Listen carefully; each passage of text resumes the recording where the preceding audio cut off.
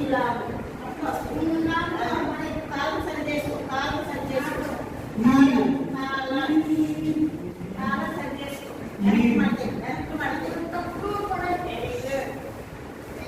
ఇప్పుడు ఏం చేయాలి? బటన్స్ పెట్టాలి. బటన్స్ పెట్టు, బటన్స్ పెట్టు. సరే చేసుకున్నాం కదా, బటన్స్ పెట్టుకోవాలి.